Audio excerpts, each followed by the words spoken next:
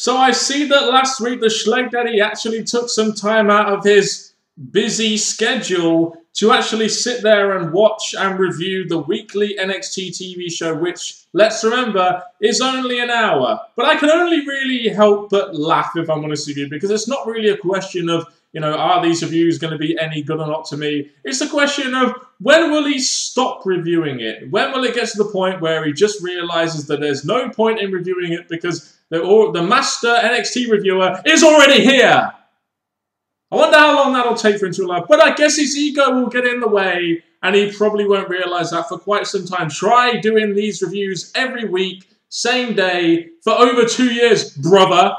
Hashtag been there since day one. That's all I'm going to say about that. As for this week's NXT show, you know me, I'm the biggest defender of NXT in the world, but goddamn, I really didn't think this NXT show was very good, and I'll be giving my reasons for that as I go through this review. If you have any comments on this show, please let me know down in the comments section below. Let's get going with this one then. So we open up this NXT show this week with Divas action. And the Divas in the NXT roster kind of remind me of what the Knockouts used to be like in TNA. They used to be a big part of that company, and now unfortunately it isn't. But the Divas in NXT right now feel like a big deal. They feel like they're a big part of what makes NXT what it is. The NXT Divas segment this week was one of the better segments on the show, I felt, of what was a pretty dull show overall. We had Paige versus Sasha Banks with Charlotte and the cardboard version of Summer Rae in her corner. Yeah, make of that what you will.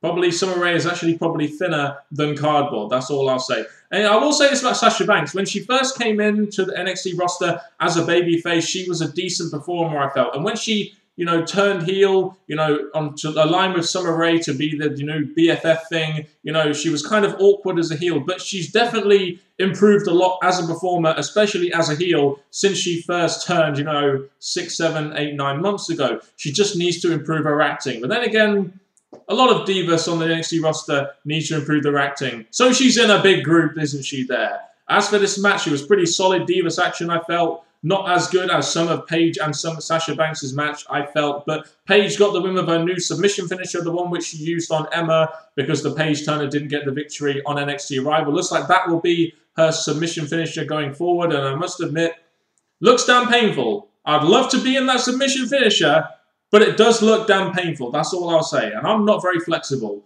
You have, after the match, after Paige gets the victory, you have Charlotte kind of awkwardly attacking Paige after the match, only for Natalya to come out and save the day. I really thought this would have been a nice opportunity to get some much-needed heat on Charlotte, as she is a newer character on NXT, and you're trying to get her over as this, heel that can go after and potentially beat Paige for the NXT Women's Championship, but they didn't decide to do that. It looks like Natalya's ego overtaking the spotlight is really showcasing through since she's been on Total Divas. So later on in the night, we had a backstage segment which went on way too long, in my opinion, involving all these different Divas from the NXT roster. You had Bayley on there for the first time. You had Natalya, Charlotte Flair, Sasha Banks, and of course, Cardboard Summer Rae. She does class as a character, people. It is a character on NXT, I assure you. And it looks like from all the jaw-jacking we got between Charlotte Flair and Natalya, looks like we're going to be getting Natalya versus Charlotte Flair next week, which I think it could be, a good idea in terms of getting Charlotte over as a heel to go against Paige and be a legitimate contender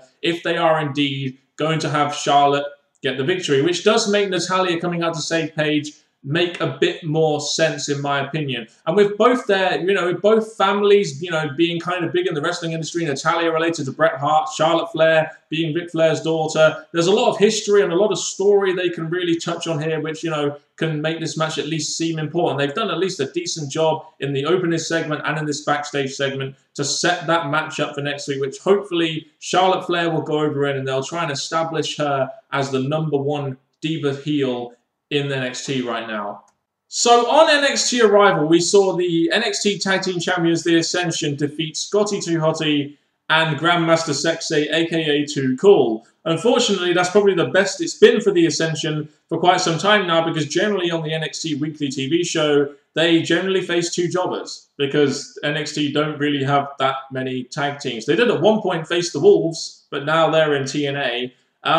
The Ascension run through 2 more jobbers again to ka chants.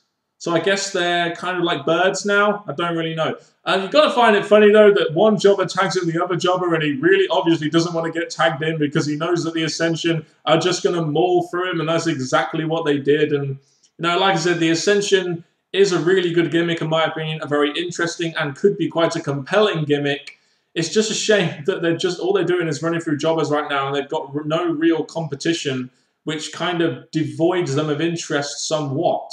So we had Mason Ryan versus the real cowboy, Wesley Blake. And I just found it funny on commentary how Renee Young and Tensai and all the other two, Alex Riley, were going on about what does make a real cowboy. It's just, I was rooting for Wesley Blake in this one, but you've got to know that a guy like Mason Ryan is always going to go over someone who's essentially an NXT jobber right now. This match was probably way too competitive as well. If they were going to try and showcase Mason Ryan and make him look strong, it went on a little bit too long if you were trying to kind of establish Mason Ryan going forward as a big part of NXT. But the real cowboy, Wesley Blake, I hope they make some kind of character out of this in the future. Hell, make some backstage vignettes out of this. What does make a real cowboy? Wesley Blake is the real cowboy. Why don't he show us what the fuck a real cowboy is? Especially us Brits, we have no fucking idea apart from maybe John Wayne movies, which barely any of us watch. So next up, we had Xavier Woods versus Alexander Rusev, which I personally thought was going to be the main event because it was the one match on the show that was kind of pre-announced and had a little bit of build to it. Technically, it's had 2 weeks of build to it, going from NXT Arrival to the backstage segment last week to now. But for some reason, it wasn't the main event because they wanted Bo Dallas in the main event, and more on that later. No dancing for Xavier Woods this week. You know, he was all about business. He wanted to get his revenge, and I felt that was a nice little character touch there in the sense that you had him go out there, not be fun, not be dancing, just go out there and do business. But a shame that kind of got halted a little bit by Tyler Breeze, who also seemed to want his revenge on Alexander Rusev. That was until Alexander Rusev come out, and then he just proceeded to attack Xavier Woods, so he would definitely lose to Alexander Rusev. I have no idea why they had to do that. I guess they did it to continue the feud, but why do they need, you know, Xavier Woods to be attacked by a Tyler Breeze for Alexander Rusev to beat him? Why not beat him 100% clean? I don't really know. But obviously this is a way of getting Rusev a victory, who WWE are incredibly high on right now because they're actually having him, you know, on Raw and SmackDown doing talking segments and stuff on the stage. But all I'll say about Alexander Rusev is he is a big, dominant guy. But he is a very typical man in the sense that he lets a woman control him. Let's sort this one out, Alexander Rusev. Stop letting that woman control you. Instead, why don't you try putting a freaking baby in that one? I fucking wouldn't, though. I'll just say that. So we got the announcement that Sheamus is going to be at NXT next week. And to be honest, you know, I'm kind of looking forward to this. I like it when they bring guys, you know, such as Sheamus to the NXT roster. You know, they feel like much bigger stars than they do on Raw and SmackDown when they appear at NXT, which is essentially a developmental territory. But it wasn't really advertised what he was going to do. You know, I really felt if you had Sheamus there, you might want to advertise maybe something or give us some kind of hint as to what he's going to be doing this week. But I guess WWE want to keep this as a surprise, even though we could all just go and read the damn spoilers. But, you know, Sheamus next week will definitely be in the main event of the show, I guess. It'll be interesting to see what he actually does and what character he goes up against, either in a match or in a promo segment, or what kind of impact he has in NXT next week. I'm looking forward to it. Mainly because this week's show was dull, and I just really want something exciting to happen in NXT next week to try and get the level back up to what it should be. Much like Bully Ray turning face was the exclamation point, according to Taz, for TNA Lockdown, for obvious reasons. This match between Bo Dallas and Colin Cassidy was kind of the exclamation point on this show. You know, for a start, Colin Cassidy is a new character to the people watching NXT, if you're a first-time watcher. You know, it's very obvious what his character is. You know, SAWFT, soft! You know, he's a fun guy, but why not give him a video package or something? Just give him some kind of indication to the people watching at home as to what his character is like. Not to mention, this match just kind of felt like it came out of nowhere. And, you know, I don't mind that too much during the show, but this is especially bad when it's the main event of a show. You know, you think the main event of the show would get a little bit of hype and at least feel a little bit important, but Bo Dallas versus Colin Cassidy really didn't feel like an NXT main event, in my opinion. And God, did this match do its best to put me to sleep. You know, like I said, I am the biggest defender of NXT ever. I really like the Colin Cassidy gimmick.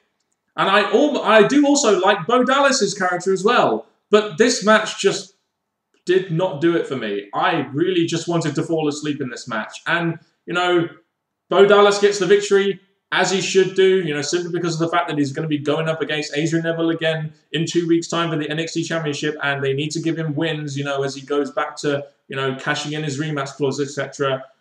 But goddamn, this was just boring. You know, maybe I'm the only one there, but this match was just boring for me. As for the match between Bo Dallas and Adrian Neville in 2 weeks, at least they've given it, you know, 2 or 3 weeks worth of build. It should be a decent to good match on NXT, and it's one of those matches we can look forward to. And imagine that, a main event on NXT that will feel important. God damn. So yeah, you had NXT Arrival, which was off the charts. Last week's show, which was kind of there. This week's show was really down here, in my opinion. You know, like I said, this show was really dull this week, and I think it's because there was just a couple of characters on the show that I really wasn't into. I mean, you know, Mason Ryan, for example, is one of them. Not really very much into Xavier Woods on NXT, if I'm honest. I imagine NXT are more showcasing characters right now, and I hope soon that they'll be doing more storylines and feuds, because the show feels a hell of a lot better when you actually have storylines and feuds and promo segments, and things just feel a lot more important that way. It feels like when they started the new NXT style, when they were just putting jobber matches out there to showcase characters and stuff. And that's all fine and good. It doesn't make for a very entertaining NXT show, in my opinion, like I'm used to, as I already kind of know the characters. But, you know, with the WWE Network, they've got a lot of new people coming in to watch the show, so it's important that they establish the main characters in NXT going forward. And we'll probably get a little bit more of that next week. Like I said, it doesn't, for me personally, make for an entertaining show, but for newer people coming on the scene who have never really seen these characters before, it will probably be a lot more interesting to them. You know, last week when you had Adam Rose debut, I'd never seen that character before, and goddamn, that was good. So imagine if it was half that good for you guys out there actually watching this show for probably the first, second, possibly third time. I imagine the show might not feel as bad. But to me this week, the show was pretty dull. Let's see you top that one, Schleg Daddy.